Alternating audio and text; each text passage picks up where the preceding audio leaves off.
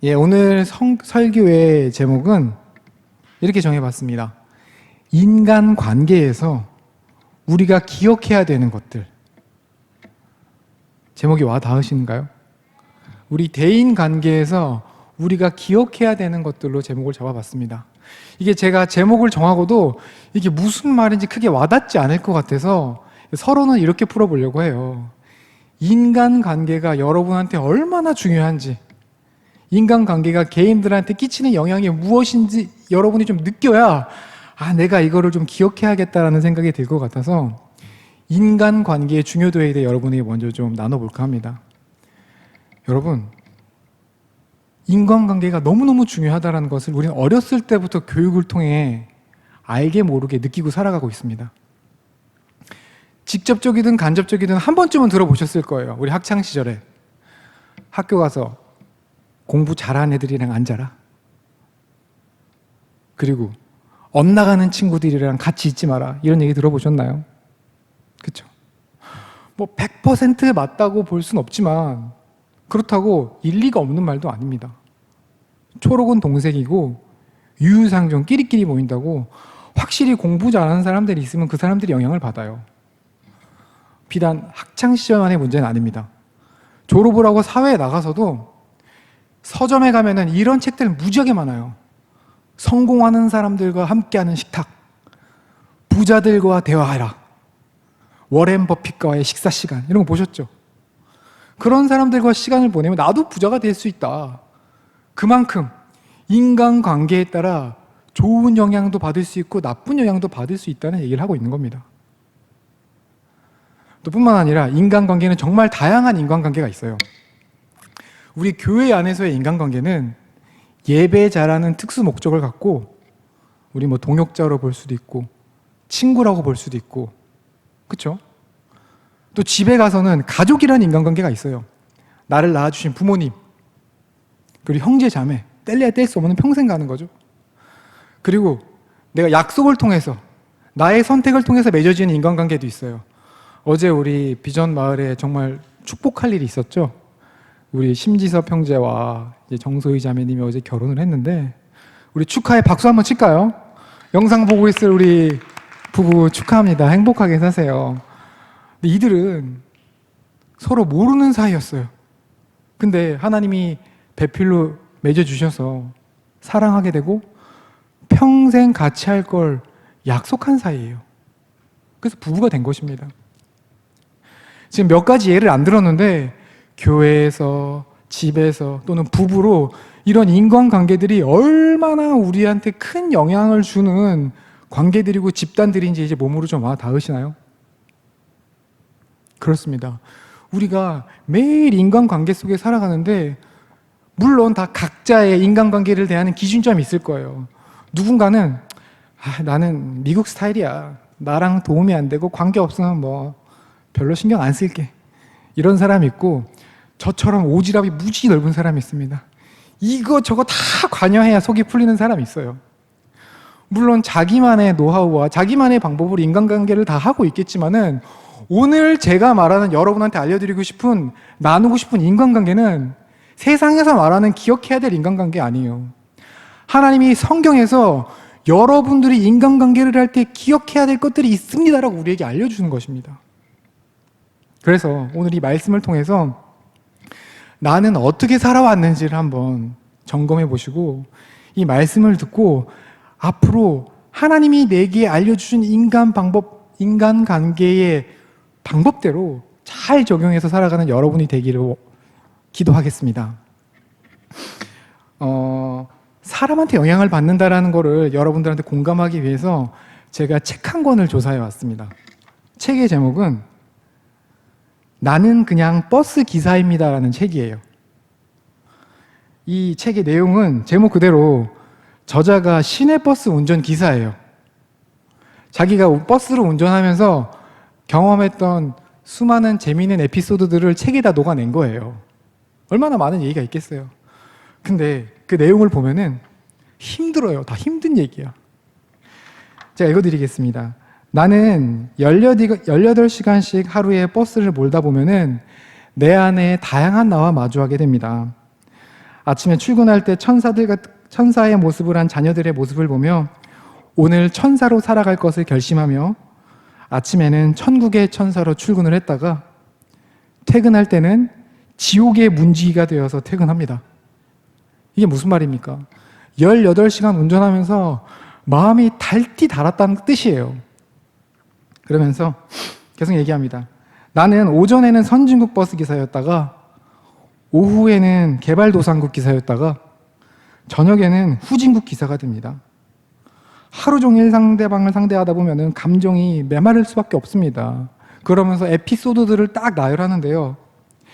하루 종일 같은 질문을 답변을 해야 되는 거예요. 여기 왜 안 서요? 한 정차 스쳐 지나가는 그게 있으면은 수백 번을 물어보겠죠. 또 무례하고 폭력적이고 거친 손님을 만나거나 늦지 말라 그래도 돈통에 막무가내로 5만 원짜리 놓고 거실러 달라는 사람이나 전화 통화하면서 현금통에 지갑 던져놓고 울면서 화내는 사람, 이런 손님들을 상대하다 보면은 저는 나도 모르게 지옥의 문지기가 될 수밖에 없습니다. 이런 얘기를 합니다. 그리고 또 질문을 하나 해요. 그리고 버스 기사 하시는 분들이 왜 선글라스와 마스크를 쓰는지 아시나요? 물론 기본적으로 선글라스는 햇빛으로부터 내 눈을 지켜주고 이 시대에 마스크는 코로나로부터 지켜주는 역할을 하지만 또 다른 기사들만 아는 역할이 있습니다. 지옥의 문지기로 변한 다음부터는 나는 몹시 화가 나 있는데 이 모습을 승객들한테 보여줄 수가 없어서 선글라스를 낍니다. 또 마스크는 나도 모르게 혼잣말하는 버릇이 생기는데 계속 나도 모르게 욕을 하고 있습니다. 마스크는 이것을 감춰주는데 참 용이하게 쓰입니다. 재미있는 에피소드들을 담았지만 사람들을 상대하고 사람들을 만나는 게 얼마나 많은 에너지를 소모하게 된다는 걸 알 수 있는 단적인 예입니다. 심지어 모르는 사람임에도 불구하고. 그렇죠? 그러면서 마지막에 이렇게 얘기합니다. 저는 오늘도 결심합니다. 천사의 모습을 감당하는 사람이 되기 위해. 그래서 내일도 출근할 때 간과 쓸개는 집에다 두고 올까 합니다. 이런 얘기를 해요. 얼마나 진상 고객들이 많으면 이런 고백을 했을까라는 생각이 들면서 간과 쓸개라는 말을 볼 때 또 제가 한 분이 생각났어요. 제가 미국에 출장을 갔다가 미국에서 엄청 큰 교회 목사님 부부와 식사를 한 적이 있습니다. 성도분이 한 7,000명 돼요. 그리고 전 세계에서 제가 알기로는 선교사를 제일 많이 파송한 교회로 알고 있어요. 그 뜻은 이 교회에 얼마나 사랑이 넘친다는 뜻이에요. 얼마나 하나님 뜻대로 잘 가고 있는 은혜 넘친 교회라는 뜻입니까? 근데 이 교회 목사님 내외분을 만나서 식사를 하는데 사모님이 목사님이 잠깐 자리를 비운 시간에 저한테 얘기를 해주시더라고요. 목사님이 목회를 어떻게 하시는지 아세요? 이 겉으로 볼 때는 너무 화려하고 좋은 교회지만 근데 아침에 출근할 때 아까 버스 기사가 했던 얘기를 똑같이 하셨어요. 여보, 제가 오늘 교회 갈 때 간이랑 쓸개 여보한테 맡길 테니까 냉장고에 잘 보관해 주세요. 그러고 가신다고. 처음에는 이게 왜 그 사랑이 넘치는 교회를 가는데 왜 그러시나. 근데 에피소드를 몇 개 듣다 보니까는 정말 마음이 쓰리더라고요. 교회에는 사건, 사고가 끊일 수가 없다라는 것을 다시 한번 느끼게 됐고요. 또 우리 교회에 적용이 되게 됐습니다. 한편으로는 교회가 크고 사역이 크니까는 감당할 십자가가 크시다 이렇게 생각할 수도 있지만은 또 한편으로는 그 정도 목사님이 됐으면은 영적으로 얼마나 준비가 됐겠습니까? 근데 그런 목사님도 교회에서 상처받고 쓰린 일들이 있을 수 있다는 거예요. 우리를 돌아봅니다. 얼마나 교회에서 상처를 많이 받습니까? 그렇죠? 저도 상처 많이 받아요. 상처를 많이 받습니다. 상처받는 얘기 중에 저한테 많이 들리는 얘기 중에 하나가 특히 교회에 처음 나오고 예수님을 진짜 뜨겁게 사모하는 좀 직설적인 분들이 저한테 이런 질문을 많이 해요. 아니 나는 예수님 만나려고 왔는데 아니 교회 다니는 사람들이 왜 그래요? 나 진짜 교회 이상한 사람들 너무 많아가지고 상처받아서 교회 못 다니겠습니다. 이런 얘기를 하는 사람들이 있어요. 최근에도 몇 명이 그런 사람이 있어가지고 그럴 때면은 저는 교회를 대변해서 이렇게 대답을 했습니다. 잘 들어보세요. 이 지상의 교회라는 데가 아직 100% 성화되지 않은 사람들이 다니는 곳입니다. 그리고 성화를 진행하고 있는 연약한 사람들이 다니기 때문에 진상들이 있어요. 그러니까 이해하셔야 됩니다. 이렇게 말문을 열면서 구체적인 얘기를 해요. 이제 목사님한테 들었던 얘기들이죠. 교회는 목욕탕이다. 교회는 병원이다. 근데 영적인 목욕탕이고 영적인 병원이다라고 설명을 해줍니다. 그 이유는 여러분 목욕탕 누가 가나요? 더러운 사람이 가는 겁니다. 근데 목욕탕에 또 다른 특징이 있어요. 일주일 목욕 안 하고 간 사람이나 1년 목욕 안 하고 간 사람이나 똑같은 조건이에요.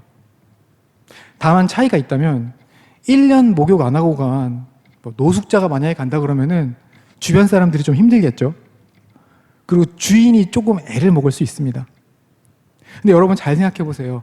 목욕탕의 그 업태의 특징상 1년 동안 안 씻은 사람이 목욕하고 가는 거랑 일주일 안 씻은 사람이 목욕하고 가는 거랑 누가 더 보람된 모습일까요?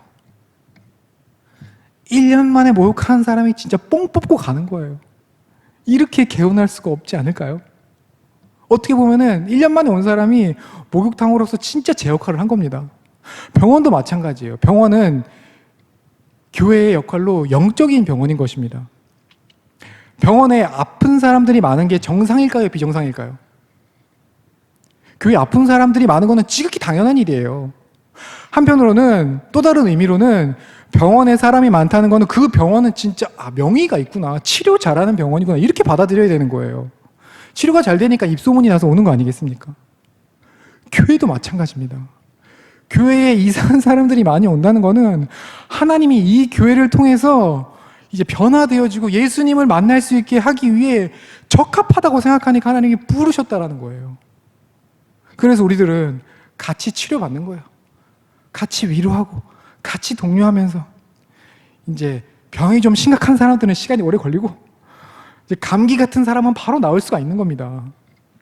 여러분 거꾸로 한번 생각을 해보세요.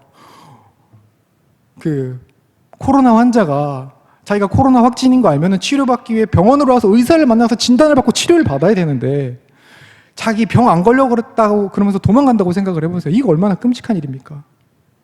우리 작년 코로나 초기 때 실제로 이런 사람 때문에 얼마나 우리 두려움에 떨었습니까? 병자는 병원에 가서 치료를 받아야 돼요. 죄인은 이 영적인 병원 교회에 와서 변화돼야 되는 게 당연한 겁니다. 우리가 이 관점, 시작 첫 단추를 잘 깨야 돼요. 그래서 교회의 구성원을 설명을 할 때 우리가 이렇게 생각을 해야 됩니다. 여러분 한번 생각을 해보세요. 교회에 성화된 사람들만 모여 있습니다. 그리고 괜찮은 사람, 지성인들만 모여 있고 인격적으로 완벽한 사람들만 모여 있다고 생각을 해보세요. 육체적으로 하나도 힘들지 않을 거예요. 하지만 하나님의 시선으로 봤을 때 과연 그 교회가 5달란트 받은 자의 모습처럼 정말 훌륭히 자기의 역할을 잘 감당하는 교회일까요? 100점짜리 교회라고는 볼 수 없을 거라고 저는 생각합니다. 이런 의미에서 레리 크랩이라는 사람이 쓴 교회를 교회되게라는 책이 있습니다. 교회를 교회되게. 이 책 내용 중에 한 파트 중에 소제목이 이거예요. 우리가 꿈꾸는 교회란 깨어진 사람들이 모인 교회다. 더 상세 내용은 이렇습니다. 내가 엉망이고 그리고 너도 엉망인 것을 우리가 고백할 수 있는 교회. 그게 우리가 꿈꾸는 교회다. 이게 참 껄끄러운 진리고 불편한 진리지만은 교회의 구성원을 설명하는 핵심 내용이라고 저는 생각을 합니다. 그리고 그 다음 내용도 여러분과 특히 공감을 하고 싶은데 내가 속하고 싶은 교회는 내가 엉망인 것과 너가 엉망인 것이 인정이 되고 그리고 그 엉망인 것이 받아들여지는 그 공간이 하나님의 사랑으로 넘치는 교회가 이 두 가지의 조건을 다 알고 있는 교회가 내가 속하고 싶은 교회입니다. 이렇게 저술되어 있습니다. 다시 내가 진정으로 속하고 싶은 교회는 내가 교회 문을 넘어갔을 때 나를 맞이하는 교회가, 나를 맞이하는 사람이 내가 엉망임을 알매도 불구하고 나를 받아줄 수 있는, 기쁘게 받아줄 수 있는 교회가 내가 속하고 싶은 교회다라고 고백을 하고 있습니다.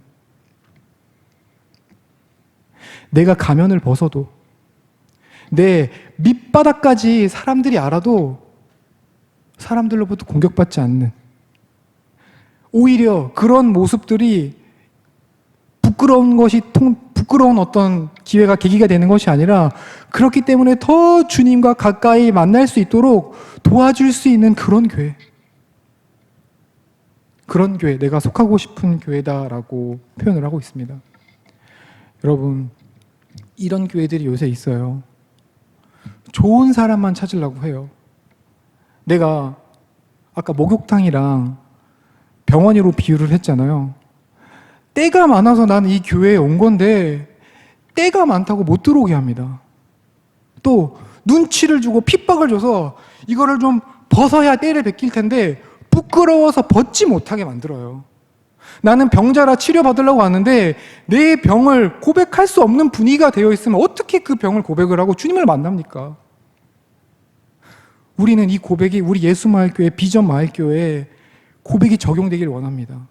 죄인이 왔을 때 우리가 서로가 죄인임을 고백할 수 있는 게 당연한 사이들이 되고, 우리가 그 죄인을 주님께 연결할 수 있는 통로가 되어서 그가 주님을 만나서 주님과의 교제를 통해서 내 영혼이 새롭게 소생함을 경험할 수 있도록 도와줄 수 있는 우리 구성원들, 그런 것들을 서로 인정해 줄 수 있는 우리 비전마을교회 성도분들이 되길 원합니다. 이런 내용과 관련된 성경 구절이 하나 있습니다. 로마서 14장 1절입니다. 믿음이 연약한 자를 너희가 받되 그의 의견을 비판하지 말라. 또 13절 말씀입니다. 그런즉 우리가 다시는 서로 비판하지 말고 도리어 부딪힐 것이나 거칠 것을 형제 앞에 두지 아니하도록 주의하라. 방금 제가 설명했던 그런 부분들의 연장선상입니다. 오늘의 본문 말씀의 핵심 내용은 이렇습니다. 오늘의 본문 말씀 로마서 14장 1절부터 오늘 본문 말씀 이후까지예요. 로마서 15장 13절까지인데 여러분 한번 집에 가서 꼭 읽어보셨으면 좋겠습니다. 여기에 대략적인 내용은 이렇습니다. 믿음이 강한 자가 있고 연약한 자가 있는데 이들이 서로 비판하지 말고 이해해 주라는 얘기예요. 이 사람들 사이의 인간관계는 어떻게 하는 게 좋다라고 설명을 하는 부분입니다. 이해되시나요? 그래서 방금 읽었던 1절 다시 한번 보면은 믿음이 연약한 자를 너희가 받되 그의 의견을 비판하지 마라. 이 얘기가 무슨 말이냐면은 믿음이 있는 자, 먼저 믿은 자가 연약한 자를 비판하지 말라. 이렇게 믿음이 있는 사람이 없는 사람에 대해서 대인관계를 어떻게 해야 되는지로 문을 열면서 2절, 3절, 4절, 5절, 6절에는 계속 이런 소소한 얘기를 해요. 먹고 마시는 거에 있어서 서로 간에 터치하지 마라. 그리고 어떤 절기를 지키고 날짜를 정하는 거에 있어서 서로 터치하지 마라. 이런 얘기가 나옵니다. 그러다가 갑자기 7, 8, 9절에 들어가면서 약간 당황스러운 얘기가 나와요. 스케일이 확 커집니다. 7, 8, 9절 읽어보겠습니다. 우리 중에 누구든지 자기를 위하여 사는 자가 없고 자기를 위하여 죽는 자도 없도다. 우리가 살아도 주를 위하여 살고 죽어도 주를 위하여 죽나니 그러므로 사나 죽으나 우리가 주의 것이로다. 이를 위하여 그리스도께서 죽었다가 다시 살아나셨으니 곧 죽은 자와 산 자의 주가 되려 하심이라. 이 문맥이 이해되나요? 1절부터 6절까지는 먹고 마실 때 서로 이해해줘라, 날짜 정할 때 서로 이해해줘라, 이런 얘기를 하다가 갑자기 죽고 사는 문제가 나와요. 스케일이 갑자기 너무 커져 버립니다. 왜 이렇게 됐을까 저도 고민을 하다가 바울의 의도를 따라가다 보니까 무슨 말인지 알겠더라고요. 여러분, 이 말씀의 의미를 여러분 꼭 되뇌이고 돌아가셔야 됩니다. 8절, 우리가 살아도 주를 위하여 살고 죽어도 주를 위하여 사는 이 본질적인 마음을 내가 갖고 그 다음에 소소한 생활 속에서도 이런 걸 다 적용해야 된다는 거예요. 내가 주를 위하여 사는 이 기본 마음이 있기 때문에 먹고 마시는 거에 자유하다, 나를 지키는 거에 자유하다. 바울은 이 말이 하고 싶었던 것입니다. 이게 무슨 말인지 정확히 모르겠죠. 그래서 구체적으로 한번 들어가 보겠습니다. 오늘의 본문, 오늘의 설교의 제목, 대인 관계에서 우리가 기억해야 될 것이 오늘의 설교 제목입니다.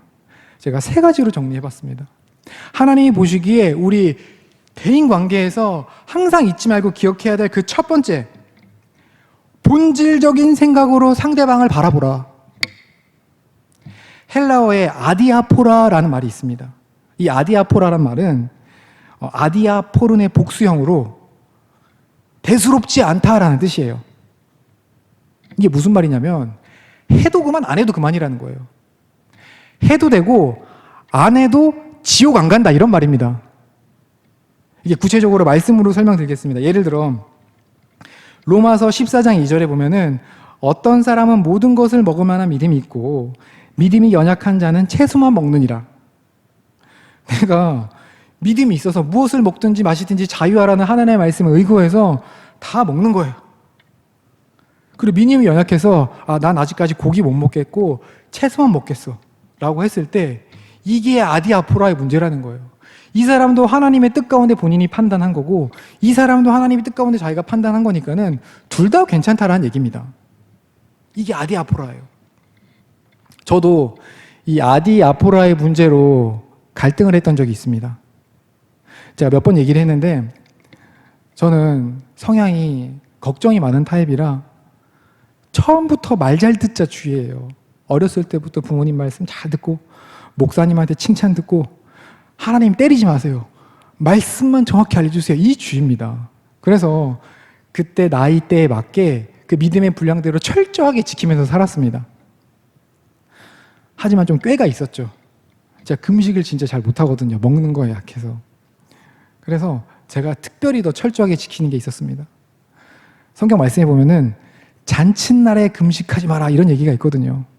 그래서 금식해야 될 때만 되면 전 잔치를 찾아갔습니다. 그 말을 철저히 지켰어요. 난 잔치니까 먹겠다. 이거는 말씀이다. 이 말이 고지고대로 맞지 않다는 건 여러분 잘 아시죠? 꾀를 부린 거죠.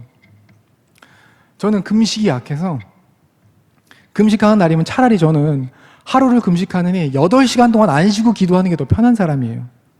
근데 그럼에도 불구하고 나름 요만큼 말씀을 따라가고 싶은 마음이 있어서 교회에서 공적인 기도 제목으로 금식하자 그럼 했어요. 그때도 교회에서 정말 중차대한 문제로 이거는 응답될 때까지 기도하자 선포가 떨어진 거예요. 난 죽었다 하면서 금식을 같이 했어요. 아무리 둘러봐도 주변에 잔치하는 데가 없습니다. 금식을 하다가 그날이 아마 월요일인가 화요일이었는데 토요일날 이제 모임을 하게 해서 교회에서 토요일날 모이잖아요. 코로나 전에. 그날이 5일째 금식하는 날이었어요. 이미 내가 기도하면 병든 자가 일어날 것 같은 그런 속에 생각이 있었어요. 웃자고 하는 얘기입니다. 근데 너무너무 배고파가지고 그냥 음식 생각밖에 안 나는 그런 지경인데 찬양팀 모임을 하는데 구역장, 여기는 목자죠. 장로교를 다녀서 구역장 하는 친구가 와가지고 갑자기 제 앞에서 짜장면을 시켜 먹는 거예요. 세신자도 아니고 구역장 하는 친구가 극대노가 올라오더라고요. 너 지금 교회에서 다들 목숨 걸고 기도하는데 너 지금 뭐 하는 거냐? 라는 말은 못했지고 괜찮아 이랬지만 이 속에서는 분노가 끓어오르더라고요. 그러면서 모임 하나도 귀에 안 들어가요. 짜장면 이러고 있다가 이제 모임이 끝나고 기도를 하러 갔습니다. 기도를 하러 갔는데 어둠컴컴한 성전에 가서 저는 무슨 생각을 했겠습니까? 주님 배고파요. 응답해 주세요. 아까 그 짜장면집 브랜드가 뭐였을까? 나는 곱빼기 먹어야겠다. 끝나자마자. 그러면서 한 10분, 20분을 지나다가 기도 열심히 안 하니까는 주변을 돌아봤어요. 봤더니 아까 그 친구가 울면서 두 손 들고 기도하고 있는 거예요. 막 너무 부끄러운 거예요. 나 뭐 한 거지 지금? 저는 그때 뭐 부회장인가 그런 거 했었거든요. 그러면서 그때도 부끄러웠는데 저는 지금도 너무너무 부끄러워요. 그때 생각을 하면. 나도 차라리 금식 안 하고 간절하게 기도하는 게 나았을 수도 있겠다 이런 생각이 들더라고요. 여기서 여러분한테 질문 하나 드리겠습니다. 그 친구 A라는 친구와 저 둘 다 나름 기도를 했잖아요. 하나님은 누구의 기도를 받으셨을까요? 정답은 말씀으로 드리겠습니다. 방금 읽었던 로마서 14장 3절 다시 한번 읽어보겠습니다. 로마서 14장 3절. 먹는 자는 먹지 않는 자를 업신 여기지 말고 먹지 않는 자는 먹는 자를 비판하지 말라. 그리고 그 다음, 왜냐하면 이는 하나님이 그를 받으셨음이라. 내가 금식한 거는 나중에 분을 냈지만 하나님 말씀에 따라가고 싶어서 금식했던 것입니다. 그러니까 하나님이 이거 받으셨다는 거예요. 이 친구도 본인의 믿음의 분량대로 비록 약 올리듯이 짜장면을 먹었지만은 자기의 방법대로 하나님께 기도를 드렸던 거예요. 그걸 하나님이 받으셨음이라고 우리한테 약속하신 거예요. 이거를 다른 말로 하면 이렇습니다. 야, 니네들 내가 기도 받았다는데 니들이 왜 서로 비판하고 앉아있냐. 하나님이 우리한테 이렇게 말씀하고 계신 거예요. 아디아포라의 문제. 해도 되고 안 해도 되는 거. 근데 여러분 이제부터 잘 적용해야 돼요. 잘 생각하셔야 됩니다. 오늘날 교회에서 일어나고 있는 문제의 대부분이 아디아포라의 문제라는 거예요. 방금 얘기했던 너 금식했냐 안 했냐? 너 이거 열심히 일했냐 안 했냐? 뭐 참석했냐 안 했냐? 제가 신학교에서 교회가 깨지는 얘기들을 종종 들었거든요. 뭐 장로님과 목사님이 싸웠다. 뭐 뜻이 맞지 않았다. 뭐 이런 것들은 그럴 수 있는 건데 제가 제일 황당했던 게 뭐냐면은 권사님들이 김장을 하는데 오징어 젓갈을 넣을까 말까로 싸워가지고 교회가 짜게졌답니다. 이게 실제 일이에요. 이게 도대체 무슨 일입니까? 극단적인 아디아포라입니다. 오징어 젓갈을 넣으면 뺏어 먹으면 되는 거잖아요. 아니 이거 만나서 김장하는 거 모여가지고 연합하려고 하는 거 아니에요? 김장해가지고 성도들이 맛있게 먹으려고 하는 거 아닙니까? 근데 오징어 젓갈 안 넣었다고 메인 권사님 집단들이 탈퇴해가지고 교회가 짜게졌대요. 물론 세부 사항도 있겠지만 이게 아디아포라의 문제라는 거예요. 여러분이 아디아포라의 문제를 좀 더 마음속에 무겁게 받아들이셔야 돼요. 왜냐면은 역사적인 공부를 해보면은 예수님 오신 그 순간부터 지금까지 아디아포라의 문제는 계속 있어요. 제가 하나 예를 들어드리겠습니다. 구러시아 시대 때 이제 빈부격차가 커가지고 사회가 점점 파국으로 치닫을 때가 있었다고 합니다. 이때 종교 지도자들이 말도 안 되는 논쟁으로 에너지를 쏟았는데 이 나라가 위태하고 혼돈의 시대 때 이 사제라는 사람들이 목숨을 걸고 기도해도 부족하고 정말 목숨을 걸고 이런 것들을 정리해도 부족할 판국에 그런 것들 아무것도 안 하고 논쟁을 벌였다는데요. 그 논쟁한 얘기들이 기가 막힙니다. 한번 생각을 해보세요. 첫 번째가 이거 실제 역사적 사실입니다. 그 사제들이 예수님이 재림하면 천사들이 올 텐데 이 천사들은 과연 어디 서 있을까? 과연 교회 십자가 위에 서 있을까? 교회 십자가는 뾰족한데 거기 서 있을 수 있을까? 이걸로 논쟁을 벌였대요. 사람들이 죽어가고 있는데. 예수님이 재림한 게 중요한 거지 천사가 우리한테 찾아온 게 중요한 거지 어디 서 있는 게 뭐가 중요해요? 또 있습니다. 예수님이 재림하실 때 나팔 불어서 그 사람들한테 알린다는 내용이 있잖아요. 근데 궁금하기도 하겠죠. 이 전 세계 사람들이 들으려면 이 나팔 길이가 도대체 몇 미터가 돼야 되는 건가? 폐활량은 얼마나 돼야 되는 건가? 이런 걸 실제로 고민을 했대요. 하나님이 알아서 나팔 불겠죠. 마지막으로 하나 더. 이건 안 목사님께서도 말씀하셨는데 성수에 관련된 얘기입니다. 성수는 어떤 걸 정결하게 해줄 수 있는 역할이 있죠. 근데 이 정결하게 할 수 있는 성수에 파리가 빠졌어요. 그러면 이거는 성수가 오염된 걸까요? 아니면 파리가 정결하게 된 걸까요?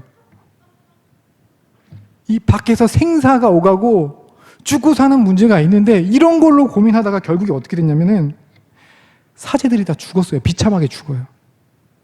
소설이 아니고 역사적 사실입니다. 근데 이게 남의 일이 아니고 현재 우리 교회에서도 우리 교회뿐만 아니라 대한민국에 있는 교회에서도 참 만연해 있는 문제라는 것입니다. 쟤 뭐 했네 안 했네 뭐 왔네 안 했네 주님이 뜻이니 아니네. 분명히 주님은 주님의 뜻이라고 다 성경 말씀에 나와 있는데 사람이 자기가 주님의 뜻이니 아니네 잘했다 잘못했다 이 모든 것들이 아디아포라의 문제라는 거예요. 그럼 하나님 원하시는 건 뭘까요? 하나님이 우리한테 원하는 거는 굉장히 단순해요. 하나님이 본질적으로 우리한테 원하는 거는 부가야, 너는 참된 예배자니? 이거 한 가지 물어보고 계시는 것입니다. 너가 신령과 진정으로 예배자의 모습으로 준비가 되어 있니? 주님은 우리한테 원하시는 게 이거 하나입니다. 참된 예배자가 되라. 그 다음에 굳이 다른 것들이 있다면은 땅끝까지 복음을 전하라. 여기까지 연결되는 굉장히 심플하고 단순한 목적이 있으십니다. 다시 한번 강조합니다. 나는 큐티 하는데 너는 왜 안 해? 큐티 하면 물론 좋죠. 말씀을 사모하는 건데. 근데 이게 겉면으로 그쳐야지, 너 큐티 안 하니까 독사 이 자식아 이러면은 겉면 안 하는 게 한편으로 날 수도 있어요. 이해가 되시죠? 큐티가 나쁘다는 게 아니에요. 해야 됩니다. 그래서 아까 나눴던 말씀이 설명이 됐을 줄로 믿습니다. 바울이 왜 먹는 문제, 나를 정하는 문제, 이런 소소한 문제를 하다가 왜 갑자기 죽고 사는 것이 주를 위하여라고 거대 담론을 얘기했냐면은, 이 거대 담론을 가지고 소소한 것들에 있어서 의견이 갈리더라도 본질은 같아야 된다는 얘기를 하고 있는 것입니다. 우리가 인간관계에서 기억해야 될 두 번째 것은, 우리가 넓은 시각으로 상대방을 바라봐야 됩니다. 왜 독수리가 하늘의 왕이냐면, 멋진 발톱과 부리도 있지만 가장 높이 날 수 있는 날개가 있고요, 또 시력이 그렇게 좋대요. 구름 위에서 땅에 있는 토끼가 보인다네요. 그 시력이 있기 때문에 하늘의 왕으로 불립니다. 우리는 이런 시야를 가져야 됩니다. 혹시 인스타그램 안 하시는 분 있나요? 제 인스타그램 와보신 분들은 보셨을 거라고 생각을 하는데, 우리 비전 마을은 인스타그램으로 운영하고 있습니다.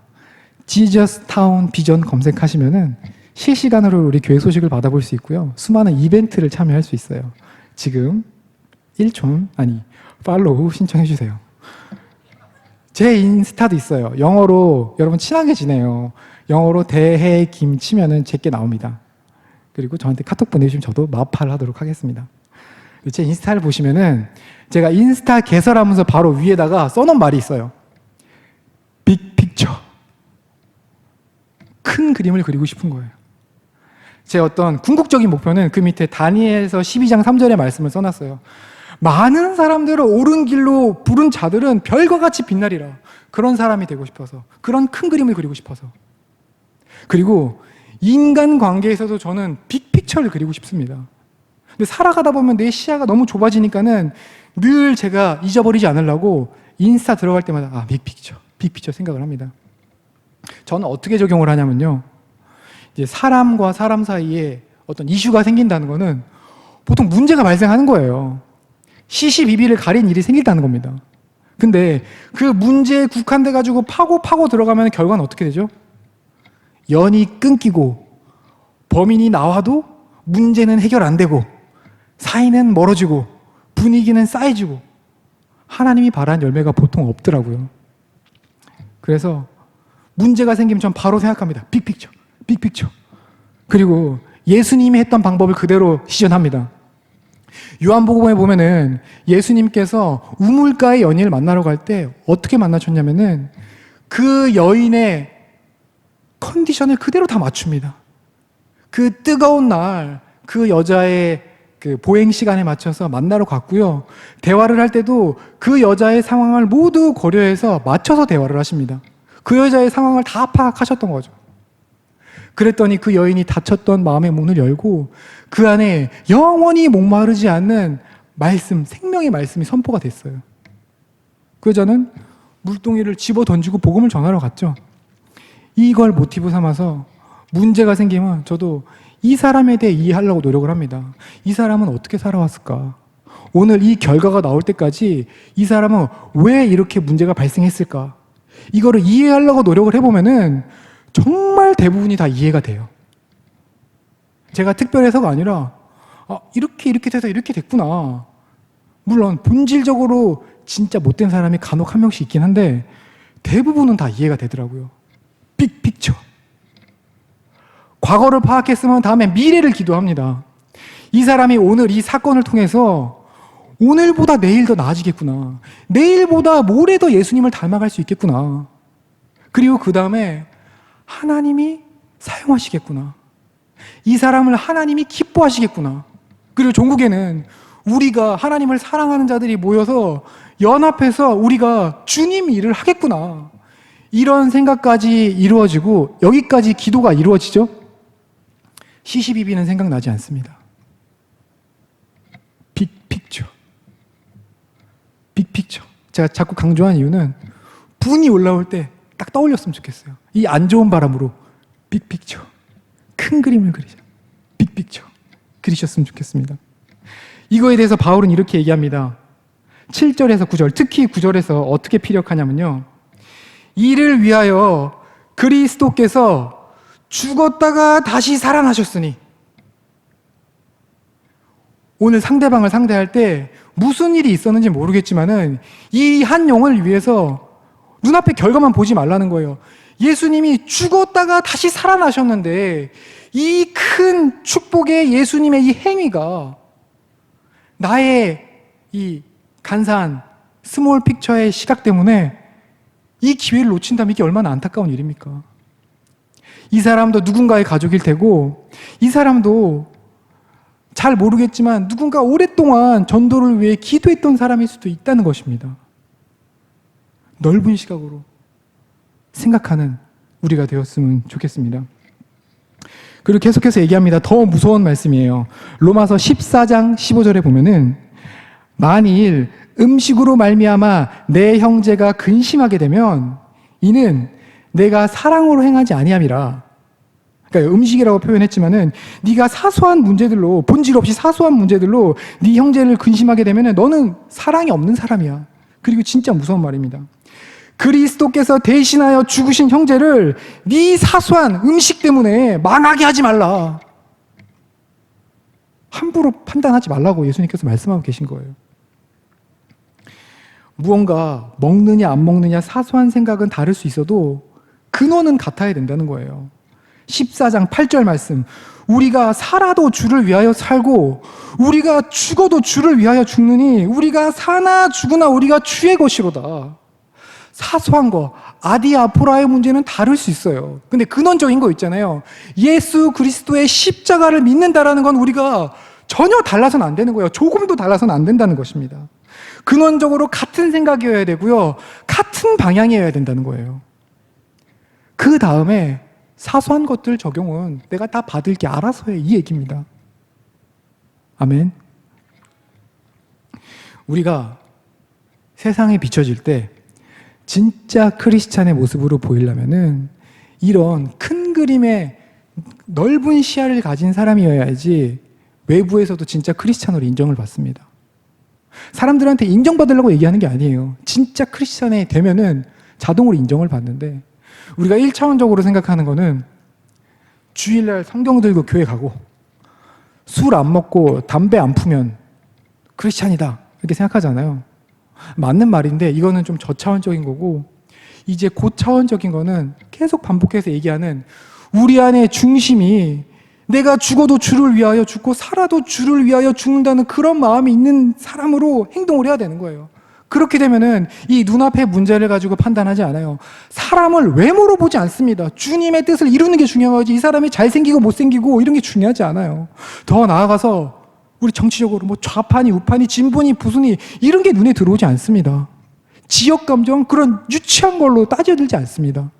왜냐하면은 주님의 생명 핏값으로 산 것들에 대한 목적이 우선이 되어 있기 때문에 그런 것들이 눈에 들어오지 않는다는 것입니다.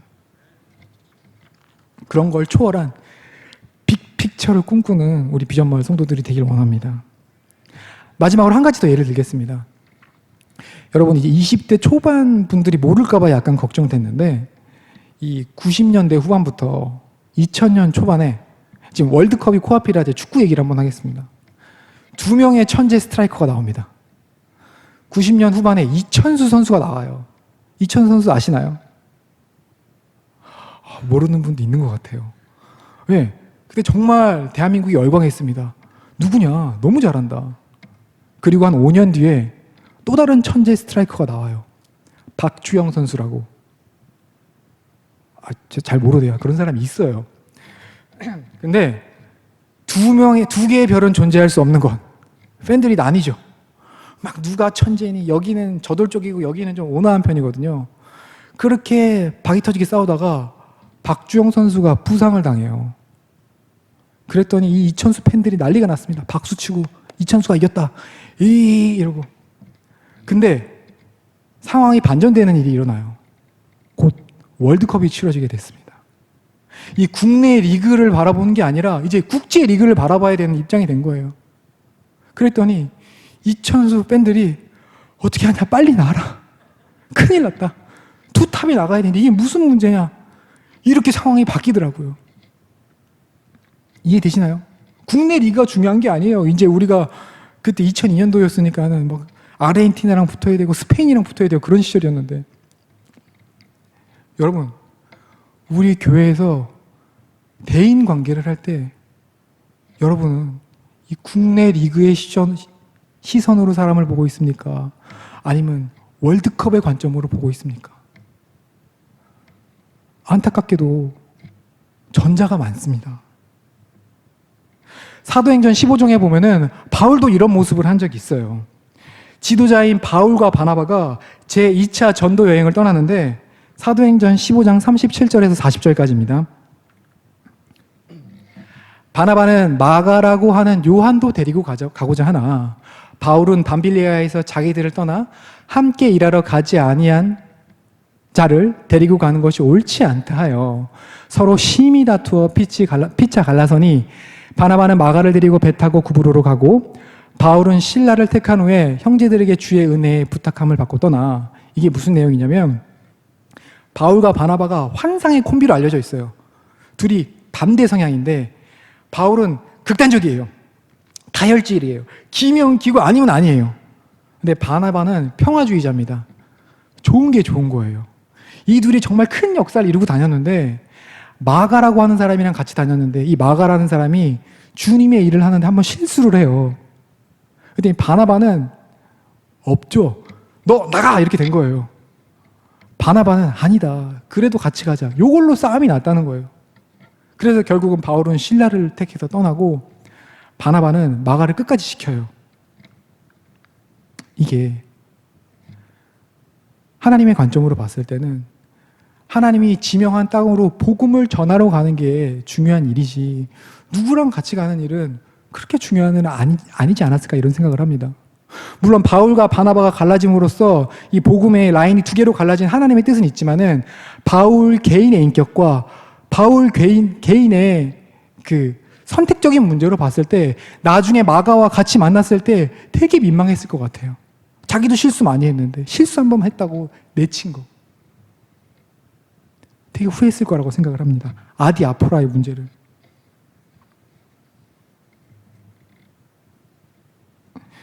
바울이 무엇을 강조하는지 여러분 이해되시겠죠? 마지막으로 세 번째입니다. 우리는 하나님 중심의 생각으로 상대방을 바라봐야 됩니다. 하나님 중심의 생각. 오늘 본문 말씀의 특징 중에 6절에서 8절 사이의 말씀을 보면은 누구를 위하여 라는 말이 7번이나 나옵니다. 특히 주를 위하여가 5번이나 반복됩니다. 한번 다시 읽어볼까요? 읽었지만 6절에서 8절입니다. 제가 읽겠습니다. 나를 중히 여기는 자도 주를 위하여 중히 여기고 먹는 자도 주를 위하여 먹으니 이는 하나님께 감사하며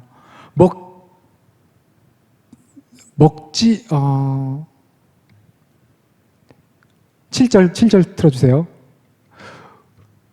우리 중에 누구든지 자기를 위하여 사는 자가 없고 자기를 위하여 죽는 자가 없도다.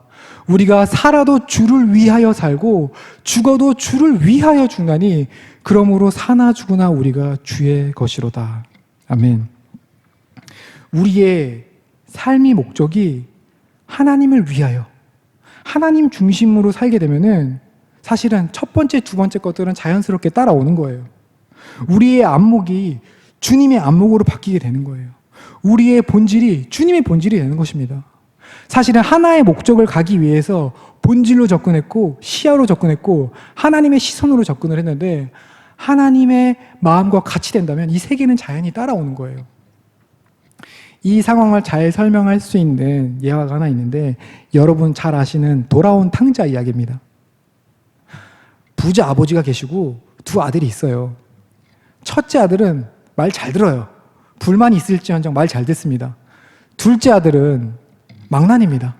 그래서 아버지에게 유산을 미리 받아서 방탕하게 써요.